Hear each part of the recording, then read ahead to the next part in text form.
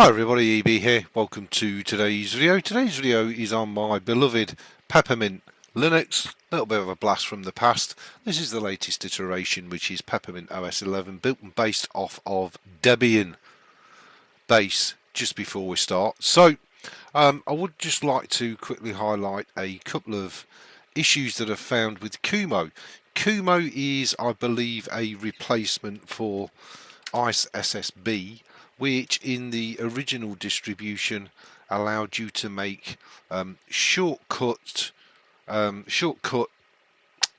icons to applications that were based out on the internet.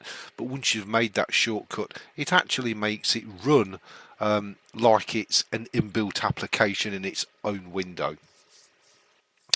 I'm just going to highlight four major issues with it. I think a friend of mine have already posted these issues on the Peppermint Forums, so hopefully these issues will get fixed in the future, and we'll revisit this at some stage in the future to see how this is coming along and getting fixed. So the first thing I want to highlight, first of all, there's no option to choose which web browser you want to use to run these pre-created apps in. In the original ICE-SSB, you could choose whichever web browser you'd got installed, and the app would always open up within that browser configuration. Whereas this one, not a chance. There's no ability to use that. It will basically just use whichever default web browser you've got installed.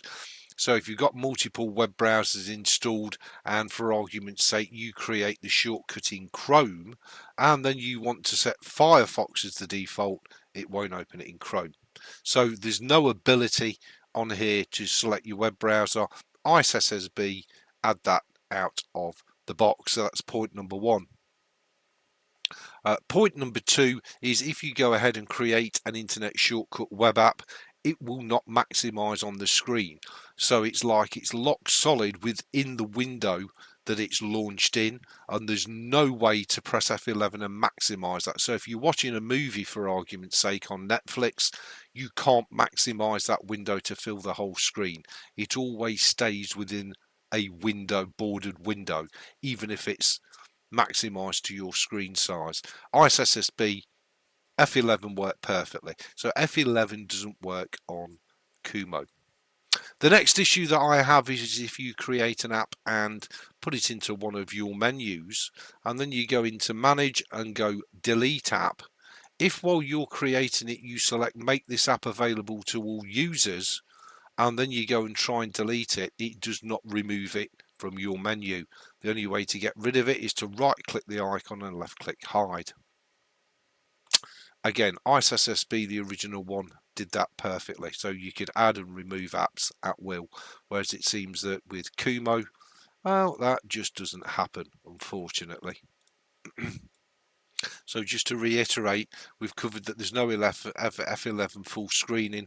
There's no ability to choose your web browser, and it also refuses to remove apps you've already created in your start menu. The only way you can do it is to hide them. Now there is one more issue that I found with this, and I can't remember what it is, but I'm sure it's already been posted on the forums because I've got a terrible memory. I'm sure it'll come back to me as soon as I finish the video, guaranteed, isn't it? But obviously this app has been fully released with the latest iteration of Peppermint Linux 11. I've not seen anybody else on the internet raise these issues, so I can only assume that nobody's testing this properly and checking out the features of some of these utilities that are included. I will continue to test the distro to its fullest and continue to give you my updates, my thoughts, my opinions on it, and we'll see how it develops over the coming weeks, months and years.